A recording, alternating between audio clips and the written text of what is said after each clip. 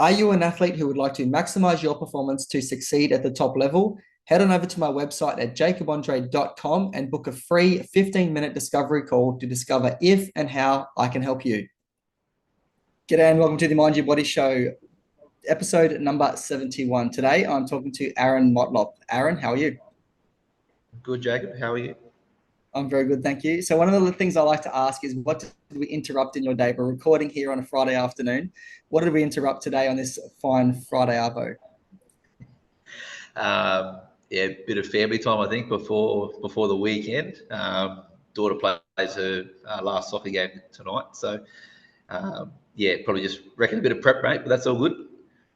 Sorry about that. We'll try and keep it short and sweet. But I really appreciate your time. So thank you for coming on. One of the questions I do like to ask is, how do you mind your body? So it's the Mind Your Body Show. What do you do to look after yourself? Yeah, well, I guess I don't practice what I preach anymore, but yeah, obviously, I used to stay relatively fit in terms of going to the gym, going for runs, just being active. And as I've gotten older and not as active anymore in terms of playing footy, uh, yeah, the workouts have sort of stopped a little bit, but I'll still go for my odd runs every now and then just to relieve a bit of stress or whatnot. So, yeah, not as much anymore, but obviously, it's not just the type of activities that you're doing physically. It's for me, it's the nutrition, it's the hydration, the stuff that you're putting into your body. That can have a real impact in terms of your physical, but also your mental health as well. So tell me about the Aaron Motlop story. Where did it all begin? And let's go through and hear how you ended up where you are today. Yeah, well, I was born, I guess, Royal Darwin Hospital on January 16th, 1986. So I think that day was a Thursday, actually. Um, so yeah, born there. Father's Mark Motlop. My mother's name Shirley Cadona, before she got married to Dad back in the early 90s. Oh, I didn't realize Um, that. I didn't realize you were in the Cadona family. yeah. So yeah, Mum's one of a very big family. So we've got distant um, relatives, I guess, in terms of the Corries, the Davies, the Collinses, the Adams. So it's a very big family. Um, most people think the Motlops are pretty big, but my mum's side is just as big. I'm one of four, so I'm the oldest of four. My brother Jared's 3 years younger than me. My brother Maddie's roughly 9 to 10 years younger than me, and sister Kayla's the youngest as well. So yeah, one of four. Grew up obviously in Darwin. Went to school at St Paul's Catholic Primary School in Rapid Creek. Um, and then went on to Motlop High back then, which was a comprehensive school, so all the way from year 8 to year 12. So what was it like growing up in Darwin? I imagine you played a lot of sport. What were the first sports that you got into, and what was your memories of those? I don't know if I want to relive that traumatizing moment. I think the first sport that I ever played was rugby league. My dad, obviously, my grandfather was I guess a bit of a champion up here in terms of the rugby league side of things. My dad had played for Motlop Dragons under him, and I would have been 7 or 8 years old, I reckon, when I played my first sort of rugby game. Um, and I'm pretty sure it happened at the old Ludmilla sort of primary school. They had like a rugby game there. Very vague, but I remember playing there, and all I remember was I was really nervous, and uh, when I was younger, I was obviously really tiny, so I wasn't as confident in my ability as a 7-year-old or 8-year-old as I am sort of today. Um, but yeah, I remember this time where playing rugby, really scared of tackling kids, especially bigger ones. And I remember there was this kid from, I think it was Litchfield Bears. I reckon he ran straight over me, made me cry, and I reckon that was probably the last game I played. Dad tells it a fair bit. Um, so it was not funny back then. I reckon the next time I played rugby, I might have been 15, I think. So it took me a fair while to get over it. So then you went to St. Paul's. There's a lot of people who grew up in Darwin that went to St. Paul's, a lot of really good sports people. What was it like, sport at St. Paul's? Yeah, it was, it's sort of what you live for, really, to go out and play sport at recess and lunchtime, and sometimes before school. With everybody there. Um, I was pretty lucky that my cousin Shannon and Daniel were there as my cousin Lauren, is the same age as me, and a couple of other younger siblings there. So it's good to go see your cousins and that there, along with my brother. But also at the time, Raphael and Xavier Clark were there, and a few other people as well. So it was like a really good sort of um, sporting community there, because all these kids that you'd sort of play sport against or with on the weekends, they were at your school. So you always want to be on the bigger kids side, when they're playing games, because everyone wants to win. Nobody wants to lose in the playground. So it was pretty fun times from what I remember. I get the feeling that Holy Family is the new St. Paul's, because so my kids played in the primary school football comp last year, and they go to Wallagi, and Wallagi played in the grand final against Holy Family, and Holy Family was stacked full of like gun footballers, kids, and this team they were just dominated. That was so good. Yeah, so and I actually think a lot of them were like St. Mary's kids. But Yeah. so moving on to Nycliffe High School, what was that like? Look, it was pretty good. My mum and dad brought a house in Matthews Road, which is right across the road from Sanderson High School. But having gone to St. Paul's Primary, I was just comfortable, and I had a few friends and some sort of people that I was comfortable with that were going to Nycliffe, and it just sort of made a little bit more sense to me to sort of be comfortable going there than I would have been as a year 8 going over to Sanderson, even though it's 20 metres away from my house. I just felt a bit more comfortable going to Nycliffe. So I ended up going there and really enjoying my time there. Got involved in a lot more sports than I thought I would. End up sort of loving to play touch footy during school. Obviously AFL as well, but even starting to play a bit of indoor soccer at lunchtime in the carnivals that they used to have, and then eventually found up the courage to play rugby league again through rugby league school sport. So and also had to go at rugby union as well. So really enjoyed my time there. I found it a bit challenging as I got older, getting into year 11 and 12, about trying to make sure I did everything I could to complete school and graduate. And really fond memories of my time at Nycliffe. So you played a lot of sport. What was your favorite sport of all the sports? To be honest, I think I love playing touch footy a little bit more than I did playing Aussie rules. Obviously my dad is a champion up here in terms of footy, in terms of playing and coaching and his stature that he has up here. And I wasn't quite at that stage maturity wise where I thought I could live up to that. So that status of being father, son, and all that thing. So I sort of felt like touch footy was a bit of an escape from me, where I could go and sort of be my own person. And I'm really grateful for those 3 or 4 years that I played touch. At a national level in terms of representing NT, while still playing sort of schoolboys for NT with footy and NT Thunder, 16s and 18s. But I just found it as a bit of an escape for me to sort of go out and really grow and develop. But obviously when I got to sort of 16, 17, and started to become a bit more confident in AFL in terms of how I played, how I could sort of use my strengths as an advantage. And it was sort of around that sort of 16 to 17-year-old mark where I started to sort of lean towards more AFL.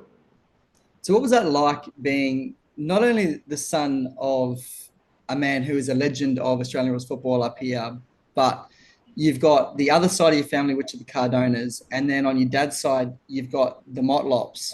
And I imagine there's a bit of pressure there on both sides in terms of being really good at sport. And so what was it like would you say it was pressure? What was it like? Yeah, it was, you could probably call it pressure, but it was, I guess it was more love from their point of view. Like they put it, sort of knowing that I'm really passionate about the sport I was playing, and that they were trying to give me advice and support. But as a young adolescent, you're not really ready to hear that type of Then you just want to go out there and play and really use it as a bit of an escape. But yeah, I sort of wasn't really at that stage where I could take on that support and feedback. Anything that was said to me from my mum or dad, I would used to just dismiss it. And now it's funny when I have my own kids now and trying to talk to them, and they're just in the same boat. It's like, oh, it's funny how the world sort of turned back the other way, and now I'm experiencing what my mum and dad and aunties and uncles had to deal with me, all those years ago. Are you an Aussie rules footballer who would like to maximize your performance to succeed at the top level? My Australian Rules Football Dynamic Group Coaching Program is a 12-phase program that has been curated from my 15 plus years working as a strength and conditioning coach with local footballers right through to AFLW players at Adelaide and Richmond. To get instant access to my Australian Rules Football Dynamic Group Coaching Program, simply head on over to jacobandre.com/Australian-rules-football. So obviously, Aussie rules football has been a major part of your life, and it's given you a lot of opportunities. How old were you when you first started playing footy, and at what club, or was it school? Like whereabouts was it, and what was that like? My first competitive game of footy, I guess you could say, was under 14s. My dad was coaching Southern Districts at the time, and I think I was probably 11 years old when I played, turning 12 in that season. His birthday's in January. My first game I remember was going to the old Fanny Bay Oval where Waratah's old home ground was. It's quite surreal going in there, and the nerves are just kicking in. Like as soon as I think might have been mum or dad that woke me up that day on the Sunday, the butterflies were already going.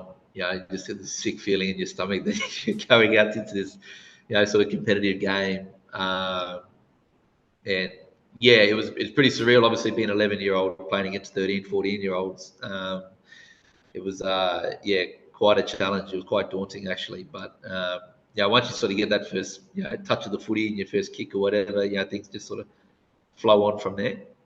But yeah, I think the first couple of years I played under 14s at districts. It was you're just sort of testing the waters. You're not sure. You're playing against these kids like Jason Rowe and Ryan Ayres, and these men in under 14s really, because they were both massive guys. It was quite an interesting experience at a young age. Funny you bring up Ryan Ayres because he was the last interview on the last episode on this podcast. So you mentioned him being, bigger. What was it like playing against Ryan, who would have been at the time playing for Buffs? Yeah, he would dominate. Yeah, he's like had this left foot and he could kick the footies 50 meters easy. It's like whenever he got a near goal, he was just kicking it long. And same as Jason Rowe as well, and a few others. They were great players back then, obviously, and then grow up and to be really good players at really high levels. There's nothing you can do really. You're sort of half the size of them, and there's no way you're going to tackle them. There's no way you're going to stop them. Really, you just got to sort of let them play and just hope that they miss sometimes. It's like that Litchfield Bears guy all over again from younger It was days. exactly right. Yeah. So where to from there? Where to from districts? And did you continue on through under 16s, under 18s the whole way through? So I stayed at districts until under 16s. My last year of 16s, I stayed at Southern Districts, even though my dad had accepted a job at Wanderers.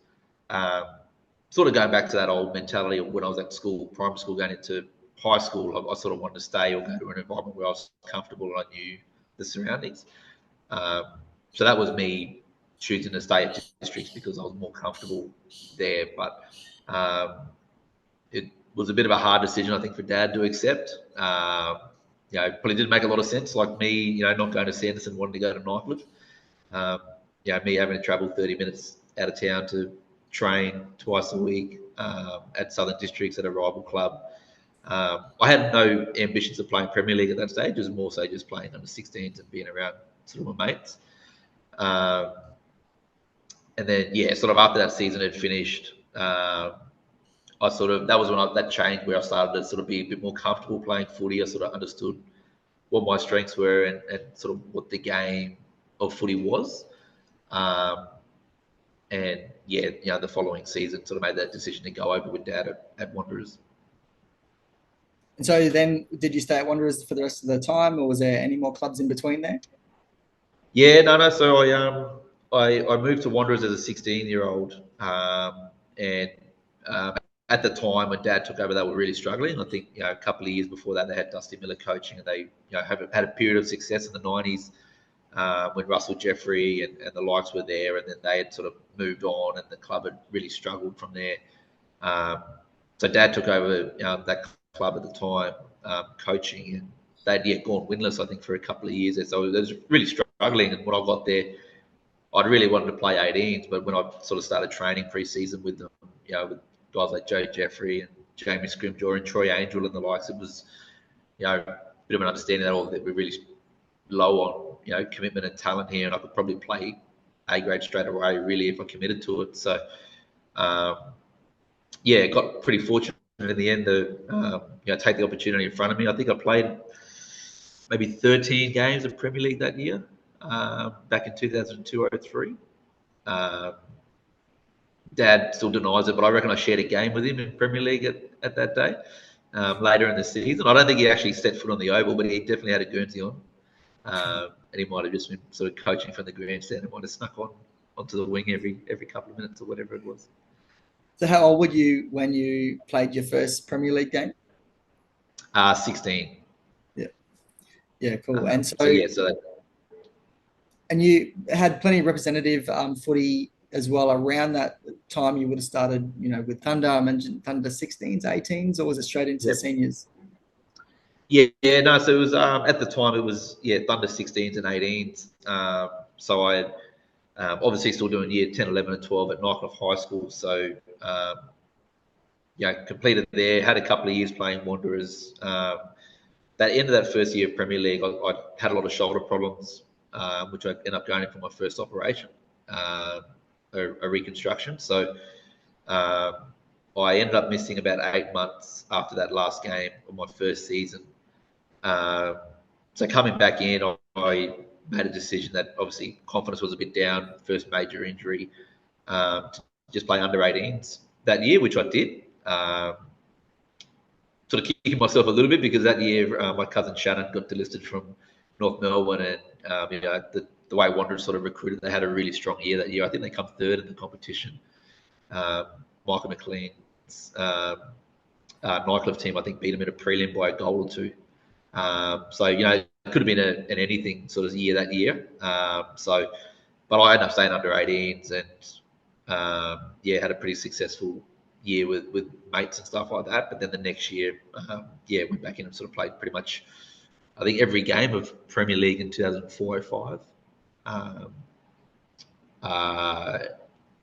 We made a grand final that year. I think we lost to St Mary's in the grand final by about 4 goals in the end. But it was sort of, that was a bit of a moment for me where I realised I could play at that level because I ended up winning the best and fairest that year in the Premier League, which was sort of the first year that the club had made a decision to name the best and fairest after Gus Wanganeen, who's obviously a club legend of Wanderers. So, something I'm pretty proud of, the fact that the first one to win it. And even though 18, 19 years of age, and to be able to compete and play alongside some champions of the footy club, something I'm pretty proud of. That's awesome. I didn't realise that. Congratulations. So well done on being the first Gus Wanganeen medalist. So how long until you won that first premiership at Wanderers? It was 2010-11. It was a few years after that. So the last year, that year that we made a grand final, and I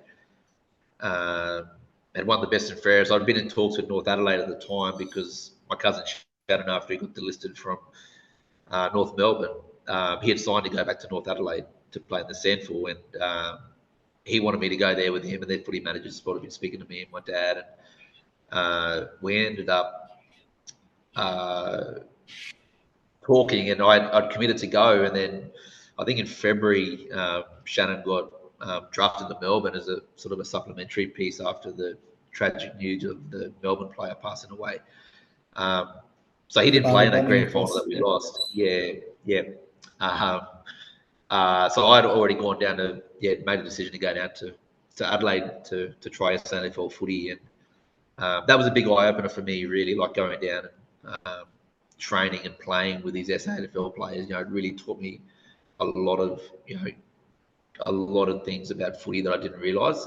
More so around preparation and how to approach footy, and not necessarily all about the 2 hours that you'd spend on game day. It's everything else that comes in after that, the training habits, the preparation, the recovery.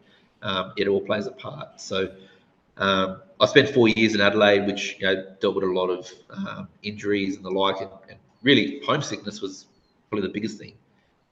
Moving away at 19, families all, grew up around family, so that's all I sort of knew, and being isolated and not next to them, seeing them every night, having dad's vermicelli or mum's spaghetti chicken, or being around my brothers and sisters or cousins, my nana, my pop, it was really tough for me. So made the decision to come back in 2008 at the end of the season down there, and my dad 12 months before that had decided to go coach Nycliffe. So I had to leave Wanderers, which I didn't really want to do, but he kind of gave me an ultimatum that if I didn't play Wanderers, I couldn't live at home. So there was no point coming back for that vermicelli then. Yeah, exactly. So I sort of had to put my my Wanderers ambitions on hold for a little bit, and then played at Nycliffe for a year, but then tore my ACL in the second game for NT Thunder in 2009 at the Gabba. So that was another setback that I had to sort of experience as well. Was the fact that it took 12 months out of my sort of footy career, and really frustrating time for me. Having to go through this 12-month process of rehabilitation, and just when I was sort of trying to find my feet as a senior footballer and really, understanding what my strengths were, like I was saying, and how I could play the game and how I could really influence the game for my team, and then having to doing my knee in that game really sort of set me back psychologically. So what brought you back to Wanderers then, when you then ultimately won that premiership there in 2010-11? Well, the Nycliffe Footy Club decided to part ways with my dad after his third year, I think it was, and obviously I'd had 12 months off in his last year at Nycliffe. So once they decided to do that, we sort of had no real connection to the club anymore because my dad wasn't coaching. I was playing with my cousin Thomas, and his dad was my dad's assistant, Uncle Mo. He wasn't involved anymore, and Michael Paul was coaching Wanderers. Shannon was there. Cousin Brenton was there. The family was all at Wanderers, and here we were, still sort of thinking about playing at Nycliffe. So we just made the decision to go back to family and go back to Wanderers, and and that's sort of where it sort of started, I guess, and made that decision to go there, and things just sort of fell into place for us, really.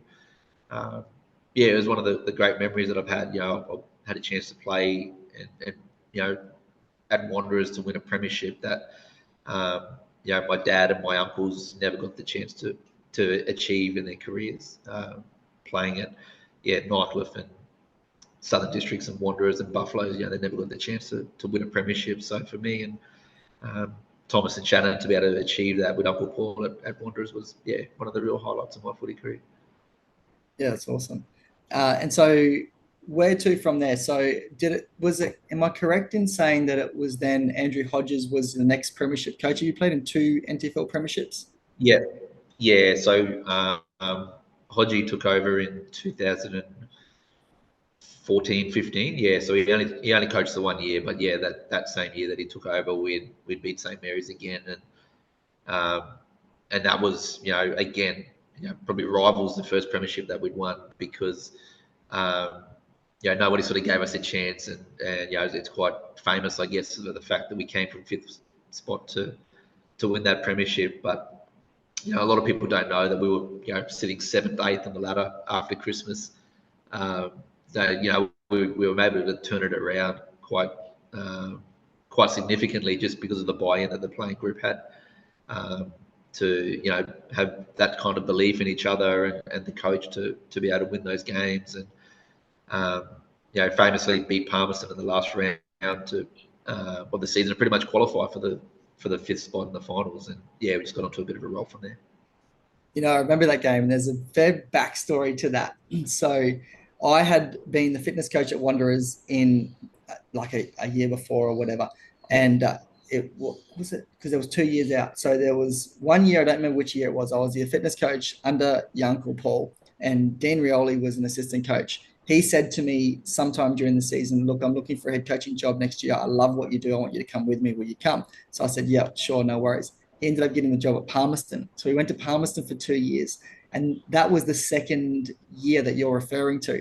And so I was obviously working with Palmerston, and Wanderers beat Palmerston in that last home and away game to make it into the finals. And there was a whole bunch of stuff with Leroy Jetta, who was flying up that morning to play, and whether he should play or not because of the whole drug saga at Essendon.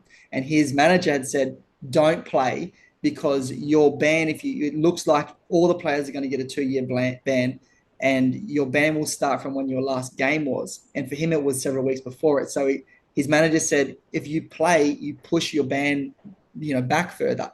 So I suggest you don't." And he didn't. But the amount of confusion there was before that game was crazy. And I did have, while I want to win, I'm a competitive person with it, whatever club that I'm with. There was an element of real happiness, having grown up playing junior football for Wanderers myself, being involved with family through Wanderers, and having been the fitness coach there previously. I was actually quite happy to see Wanderers make it through, and even more happy to see them win the premiership. But what was it that Hodgie did that allowed you to go from seventh or whatever it was on the ladder, win that last home and away game, make it into the finals and fifth spot, and then make it through the grand final? That, to me, that's probably the greatest premiership win in the history of the NTFL. Yeah, it's and 100% agree. I wish we could, I wish Hodgie and myself and Daniel Motlop and Shane Thorne and the lights, Brad Vassell, we could all put our finger on it. I don't think we can. It's just I think we had an amazing amount of belief within the group. That if we played for each other, we'd done, the right things, every contest by contest, that never say die attitude that, Wanderers are pretty renowned for, that we give ourselves a chance to be competitive, but also win those games that we needed to. But it just comes back to that belief, I guess, that, we've always got our backs against the wall, and, it was not about, looking for praise or anything like that. We knew that we had it within us. And I think, just the way Hodgie coached us, that period after Christmas really just unlocked everything for us. That it's amazing, that sort of belief that you get once you're training and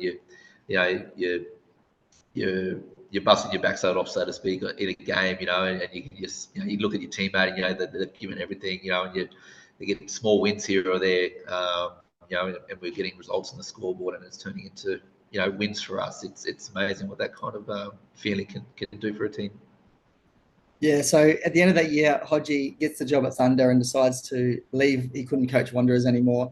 Dean, was very quick to put his application in to go back. And as much as both of us, I know him, I can speak for him here, loved our time at Palmerston, the players that, and I would definitely say proud of what we were able to do. Even though we didn't get into finals, I feel like we improved the club and left it in a better spot, which is always, a good thing, and probably one of the goals. To come back to Wanderers, I was really happy to. I remember as soon as he got the job, I was trying to phone him and go, "You still want me?" And he was like, "Yeah, mate, bloody oath." So I was super excited to come back to Wanderers. Played in 2 losing grand finals. One of them we lost by, I think it was 3 points. I could be wrong, could be 2, in a final quarter that went for about 20 minutes and 30 seconds, because I think there was only 30 seconds of extra time. It was crazy. Can you tell me what that was like for you on the field? Yeah, it was a bit of an arm wrestle, obviously. Like, it was a pretty low scoring grand final. I sort of remember that, we sort of thought that we had the game in control, but I'm sure Saints felt the same as well. They were obviously a champion team, and still to this day, the way they approach their footy is unbelievable. And, everyone's still trying to chase that standard. If anyone can, model or redo that history that they've got, in terms of their success, they'd be pretty happy with themselves. And for us, we just wanted to challenge, and we knew that we could, if we put it up to them and took our opportunities when they come, we would be rewarded. And well, I'm sure we had opportunities as well. I know Saints probably had some opportunities as well, and I guess the ball bounced their way luckily. And obviously Shannon Riel kicked that goal with the last 20 seconds or whatever it was to sort of put them in front. But it was just pretty surreal, going in there thinking it's a pretty tight grand final. Like you always want to play tight grand finals, but you want to win them. You definitely don't want to be on the other end of it.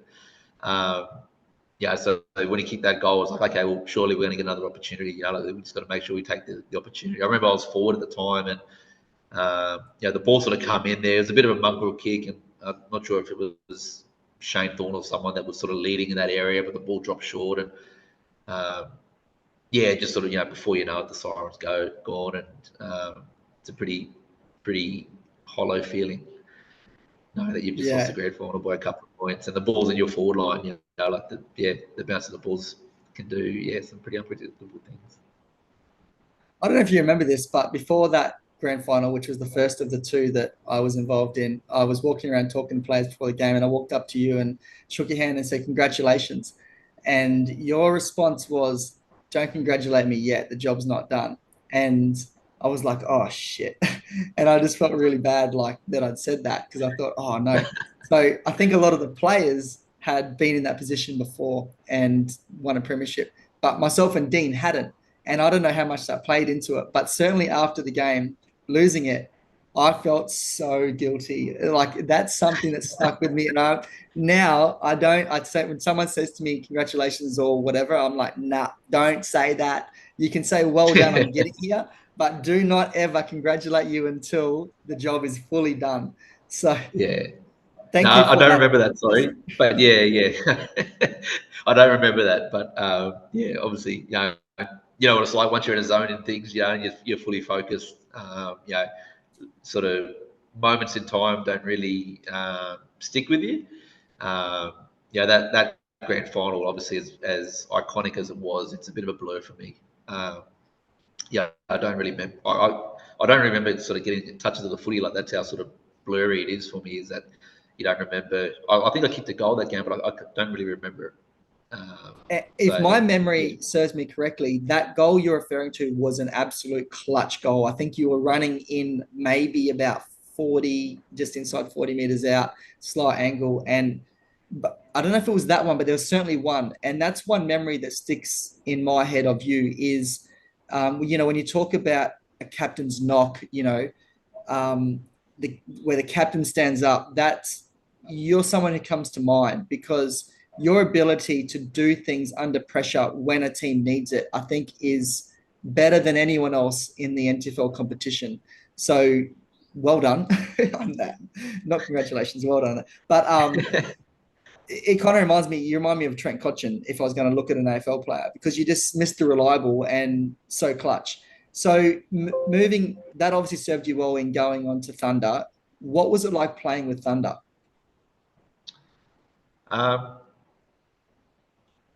Before we go into it, I should let you know the battery's running pretty low at the moment. Okay. So I've got 6 minutes left. All right, we'll start wrapping it up. That's all good. I've got my phone anyway, which I need to switch over. Playing for Thunder was amazing. Thinking back on my career now, I was pretty lucky to have that opportunity to play at a state league club for NT. And to play with some guys that I would never have the opportunity to play with. I would have never had an opportunity to play with Cameron Island or Philip Wills or Jared Island, Jason Rowe, Andrew McLeod. You don't get these opportunities every day. So for me to be able to play at NT Thunder with these guys that I'm competing with in the wet season, but in the dry season, I'm going into battle with them, was quite special for me. I was never around at the time when they had the NT rep game. So for me, as a local that grew up watching, my dad play, Adrian Collard, Brian Stanislaus, Jason Cockatoo, those kind of players play for NT. I really sort of took it upon myself and sort of wore it as a badge of honor whenever I wore the NT colours. Like this is my rep game. It was, yeah, it was an amazing experience for the 6 or 7 years I played for Thunder. That the fact that I could wear, my territory's colours at a national level in a state league competition and play against these teams, and yeah, something that I'm really proud of. Did you play in that near full premiership? Yeah, so I played in two. I played in the 2011 one, where we beat Morningside in the first sort of grand final, and then Ainsley in the second grand final in Alice Springs. And then, 2015 played the Aspley Premiership when Xavier Clark was coach. So we'll start to wrap up a little bit because you've got to go off to soccer anyway. But what's it been like? Let's move into coaching. What's it like? What was the transition like for you moving into coaching? I won't, I won't lie and say it's easy. It is daunting. But I guess I've always sort of had my eye on coaching for a while. Obviously, my father's coached for over 25 years in both mainly AFL, but also rugby league up here as well. So I guess I've probably always had it in the blood. My grandfather coached, my uncles have coached. It was just a natural thing for me, I guess, with the unbelievable sort of experiences and opportunities that I've had throughout my career at State League and North Adelaide, coming back to NT Thunder. Playing with some champions, like I said, like Andrew McLeod, Shannon Motlop, and the likes, Daniel Motlop, is that I've got to be able to provide some of this experience and knowledge to the next generation coming through, and that's sort of where I'm coming from at the moment. If I can pass on that knowledge to them, it's not about me trying to steal the spotlight and say that I taught this player or I got Lloyd Johnson drafted. It's about if I can provide an opportunity for him and pass my knowledge on, well then the game of NT footy is going to be in a really good spot if I can play a real small part of it. So what's your goal for this upcoming NTFL season? To be honest, just to improve. We didn't have a great year last year. I know for a fact that we had a really good list in terms of what we put on the field each week. And for whatever reason, it just didn't gel, and we didn't get the results we wanted. And obviously the opposition were great. And the competition's gone to another level this year, as it has the last couple of years since COVID. And it's a challenge for us as well. Me as a coach, but also the playing group, to be able to rise to that challenge and perform on game days. And everything that we do in terms of how we analyze the game, how we prepare for trainings, how we perform at training, will then lead into how we perform at game day. So, from my point of view, my goal is to make sure that our club and the team in particular improve on, what we did last year, which, obviously wasn't great, but if we can improve on there, I'll be pretty happy with how we're going. What are you looking forward to most this season? Just the unknown. You miss the opportunities to run out on the field, as you do now when you get a little bit older, to go out there and embrace the challenge of beating an opposition, and now you're sort of. What's the most overlooked part of running, but the most important? Your mechanics. My new course, Running Mechanics 101, is a 9-module course which will teach you how to run more efficiently and effectively. For free instant access, simply head on over to jacobandre.com.